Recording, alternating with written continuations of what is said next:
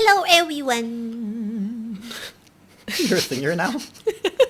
What if the Nordic country united by the Geography Bible YouTube channel? We have reacted to Sweden a lot on this channel, also Finland, Norway, Denmark, so let's see.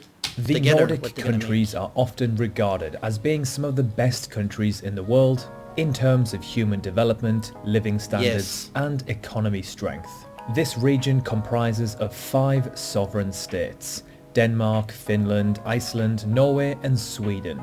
There are also autonomous regions and territories such as the Faroe Islands and Greenland, which both belong to the Kingdom of Denmark. Yes. These 5 nations... Greenland is not Canada. Wait, It belong to Denmark? Yes. I thought it belonged to Ireland. No. People think it's from Canada. It's not. And even Donald Trump in a speech, he said, if I want Greenland, I'm gonna steal it from Denmark. Okay. He said that in a speech. Okay. Yeah. have a combined population You of always blame Donald 27.5 million. Damn. The Nordic countries are rather sparsely populated. I mean, we always say that Canada have a small population of like 40 million or something. It's still more than all the Nordic countries combined. And Canada doesn't have a lot of population. Well, we are huge, to be honest. They would have a That's the population place, density of around 7.6 people per kilometre squared. That's not which would that make much. them one of the least densely populated countries on Earth. The combined GDP or economy size of this region would be a very impressive 1.8 trillion US dollars. Which would place them in the top 10 in the world, giving them a similar economy size to that of Wait, I think Japan is number 4 now on that list. South Korea, and in fact more than Russia, a country with a population over 5 times larger. The GDP per capita of this country will be close to 67,000 US dollars, which would rank them 15th in the world. Which is extremely impressive, as most of the countries at the top of this list are small, extremely wealthy nations like Monaco, Hong Kong, and Liechtenstein. Area size of this country would be around 3.4 million kilometers squared, which would make it the 7th biggest country on Earth, placing them above India. Look at that. And you know, it's always like, are you okay? Oh yeah, I'm thinking. It's always, this list is always funny because if you take Canada and Australia, for example, most people in Australia, they live near the coast. Most people in Canada live near the US border. So there's a huge chunk of each of these countries that don't have a lot of people. For example, Russia and Siberia, there's not a lot of people. United States, the middle of where all the farmers are, there's not a lot of people that live there. A lot of people are in California, in New York, in the coast. So it's all deceiving a little bit when you look at that, you know, like, yeah, people are everywhere. That's not really true. There's area that there's nobody that are there, you know? Yeah, and below Australia, and quite a bit below Australia too, at roughly half the size. So far, very impressive from the Nordic people. If they were a single country, they will be competing with the big boys on the world stage. And again, for a population of less than Delhi, this is admirable. Now, this next section, believe it or not, is even more impressive. Let's take a look at how each of these countries rank in quality of life statistics. So first things first.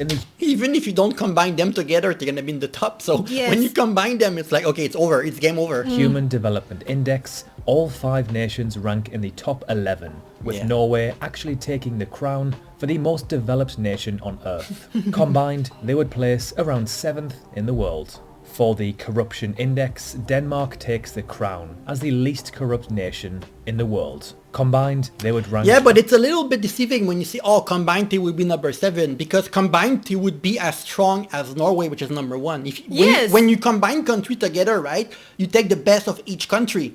So if you take, you cannot just combine and say, we take the average and the average is 7. No, because it will tend to, all the average will tend to go up to the nearest top country of the list and make every country lift themselves up. If it's united, it means that it's one country in a way. But if like Norway and like country like Thailand combined together, they're probably gonna rank lower because I know what you mean. Both countries, you know, one country is good, one country is not good. Because you have number 1 and you have number 50, it's difficult to 10 up. I understand, but in that context, these all together, they're gonna be that context, the best. Each of them will lift themselves up. That's why I think those ranking, the average ranking is a little bit weird. World, with only Iceland letting them down. For the Fragile State Index, Oh. Finland, Norway and Iceland rank as first, second and third respectively. Denmark ranks as fifth and Sweden eighth. Oh my For God. economic freedom, they would rank around the 17th mark. For global economy competitiveness, they would rank about 14th.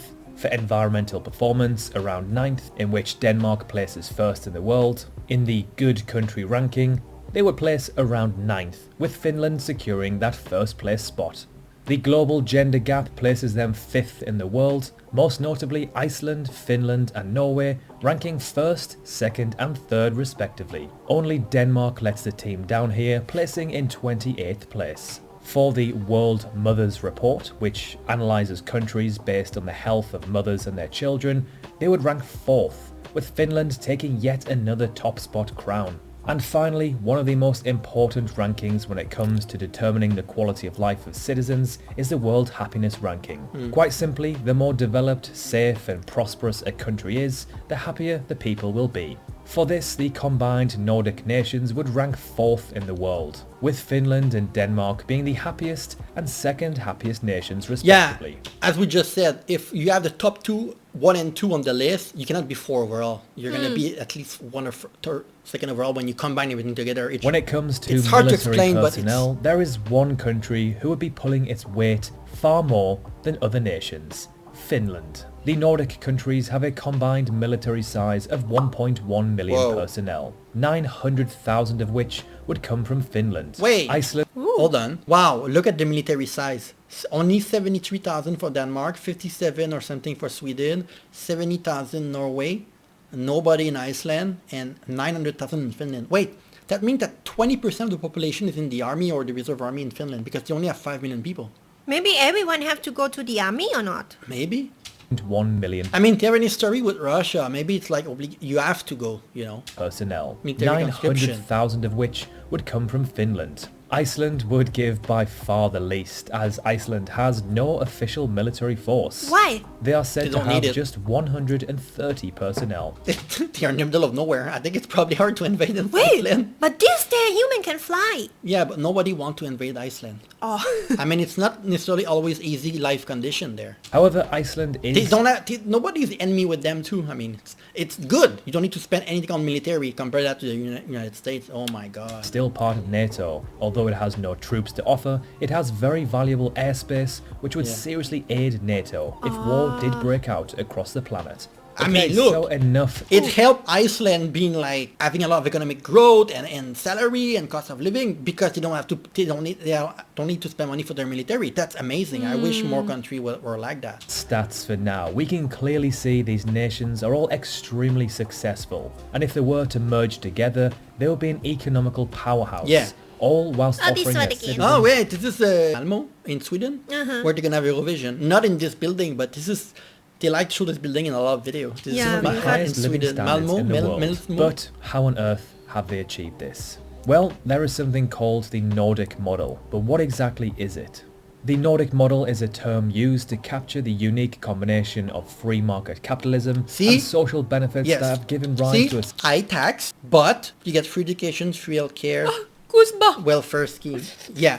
You need to understand something is that in the US, you have something called medical debt and you have also student loan. And when you file bankruptcy, right, you're going to be relieved from your medical debt, but your student loan debt is not something in America you can remove from bankruptcy. So if you file for bankruptcy, you still are stuck for your student loan debt, even if it's 100,000, 200,000, and these have a very high interest rate. That's the trick filing bankruptcy that end up hurting people. They have high tax, but they have all of these benefits. You know? Yeah. society that enjoys large amounts of top quality services such as free education and healthcare. These benefits are funded by the citizens of these countries, aka the taxpayers, and these citizens have a high degree of trust in their government, which allows them Now, to I work want you guys to explain to me, because I'm always jealous of Sweden, Finland, Norway, etc.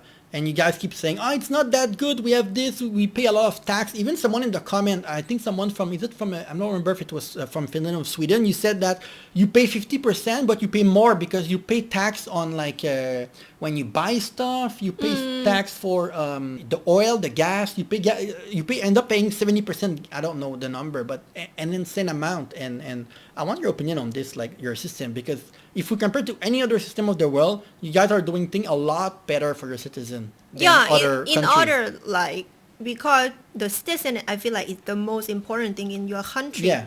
So when everything, like all the human there, they are good, you don't need to, pay for a lot of thing again. Yeah, like you have a roof over your head. Yeah. You're gonna be able to have free healthcare. Sometimes you get paid to go to school too. Yeah, and like if you want to be a doctor, you want to be a doctor. Like you don't need to think a lot about like the money too much, thing like that. In the U.S., like real doctor, you rack up 300,000-400,000 on student loan debt, and yes, you make a lot of money to be a doctor, but you end up finishing your residency when you're 30 years old, and you end up paying your like student loan debt when you're like 40, 45 years old, 50 years old, because it's so high. Together to reach compromises and address societal challenges through democratic processes. To put it simply, these countries have some of the highest tax rates in the world. In return, social programs are of extreme high quality. Those who don't earn a lot can still live a good life through social programs. And those who earn a lot will usually have a pretty good life anyway. Whether you agree with this... I don't remember which country, if it's Sweden, Denmark, Finland, Norway, or a combination, that if you don't make enough every month, the government is going to give you a bonus to meet a minimum. So everyone needs to make at least like 2,000 or something, or 2,500 every month. And if you're below that number, the government will give you the difference every month. I've read that. It reminds me of a universal basic income that the US wanted to do at one point. Remind me of that. I'm not sure. Maybe I'm just making stuff up, but I've read about that. But objectively, these are some of the best countries in the world to live in terms of quality of life. Now, of course, this strategy is not perfect. There are flaws in this model, which these countries are now starting to experience. Two of the biggest concerns are an aging population and an influx of immigrants. In terms of an aging population, a large base of young taxpayers and a small population of older residents receiving services is the ideal scenario. However, Do you know why it's a contradiction? Because the fact that these countries are more and more atheists, they will make less children. Because historically, right, the goal of being religious and the church is to be a mother in your 20s, right? 20, 25 years old, you're very fertile, you make a lot of children. But now, in this country, and also in Canada, and etc., people have children when they are in their 30s. So they have less children, so the population become older. But then the problem become, if you have problem with your immigrants are the ones that make the most children. Yes. Because they come from countries that are usually more religious than them, and they are the ones that populate the country. So you're like, do you want immigrant? And if you do, you need to accept. If you don't want to have immigrant, you need to accept that your population will age. A little bit like in Japan, all the population age a lot right now. So you need to decide what you want. You cannot have your cake and eat it too. The expression, the population balance shifts the other way, benefit reductions are a likely outcome. In terms of immigration, these countries attract a notable influx of newcomers seeking to enjoy the generous public benefits. Imagine you are from... Am I also part of immigrant? What do you mean? If I have like a Finnish husband. Yes, you're going to be an immigrant. I'm still going to be immigrant. So why I don't like immigrant then? No, but it's a little different because if you marry someone from Sweden or Finland or etc. and you move to their country, it's very easy for you to adapt to the country because you have an husband that is already there. But immigrants that don't speak the language, it's difficult for them to find jobs and things. This is why there's so much problem that people have with the immigrant, which is not their fault. They don't learn the language. They left a country that has problem, and they need to learn skill, go to school, and the adaptation time is much longer than you that have a husband that is already from their country. So I think it's a pretty big difference. A developing nation that has been part of a decades-long civil war. Your education will likely have been severely hindered and you will most likely be very poor. Now imagine moving to a well-developed nation like one of the Nordic countries, which is extremely expensive. And not only that, you don't speak a single word of their language. The chances of securing a high-paying job to feed your children is very unlikely, meaning many of these immigrants will have to survive purely on the social programs offered by the government, which in terms of economic progress isn't ideal. If the Nordic countries did combine to become one super country, they would claim some very strategically important territories, land, air and sea. They would dominate parts of the North Sea, the Norwegian Sea, the Denmark Strait and North Atlantic Ocean, all the way up to the Arctic Ocean. Wow. Iceland and Greenland's territorial claim would combine together to create the perfect choke point in the North Atlantic, an invaluable asset to have if a world war was to break out. The newly created union would have rich oil and gas fields. 30% of all iron ore of Europe, It's Norway, 50% right? of all the forest resources in They have Europe, a lot. and 20% of all fresh water in Europe. It would be a true northern powerhouse. Now here's an interesting question. If this Nordic Union was to happen, where would its capital city be? The candidates would certainly be Huh. Helsinki? No, probably not. What? How many king do they have? How many king? Ah, I don't know. I think they have the one king in Sweden? in Norway. Yeah, I think so. What are they gonna do with this? I don't know. 3 existing capitals. In my mind, it would be Oslo, Stockholm or Copenhagen. Or Helsinki Copenhagen is in far Denmark. too Yeah, east and close to too Russia, far, yeah. and Reykjavik is far too west and largely inaccessible. I think it's gonna be Copenhagen makes Stockholm. sense as it's just a stone's throw away from Sweden, yeah, although true. with Sweden being the biggest country of all these Yeah. nations, perhaps they would want the capital to be within their borders. In this case, it could be Gothenburg or Stockholm. Let us know in the comments which Nordic city you think would make I don't the think it's best gonna be a big capital debate. city. I mean, a big Another problem. interesting question is, what would the official language be of this union? No, because The Scandi- remember, if you unite, your country name change. It's not a unite like we just a team. We're a team. They're already a team. It's a unite like we are just one land now, one country. That's what the premise of the video is. So are very similar to each other already.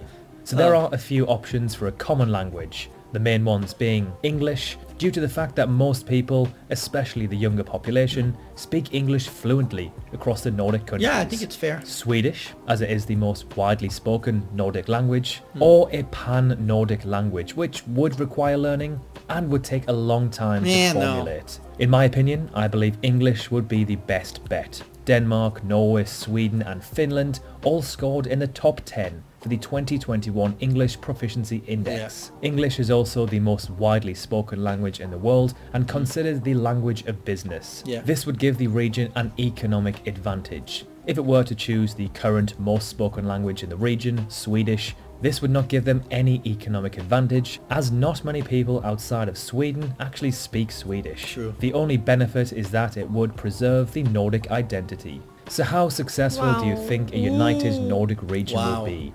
Let us know in the That's so comments, long. and as well, which city you think should be its capital. Thank you for watching this video, and as always, drop a like if They're waiting for mommy to get up. It's their time to eat. Eh?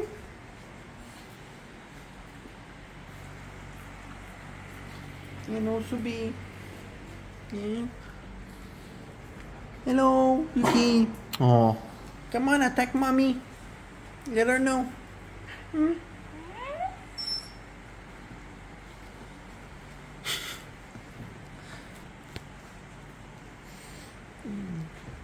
Hmm?